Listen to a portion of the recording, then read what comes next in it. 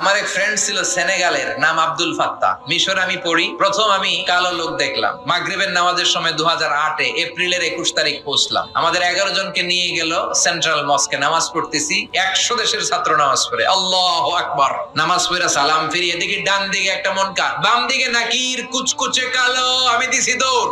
আমাকে যারা রিসিভ করেছে বলল, ভাই মিজান দৌড়াও কেন? আমি কই এরা কারা? কই এরাই তোমার বন্ধু। সর্বনাশ, 5 বছর এগুলোকে থাকবো, থাকতে হবে তোমাকে। গোটা বিশ্বের ইসলাম সম্পর্কে জানতে হবে, গবেষণা করতে হবে, ঠিক না?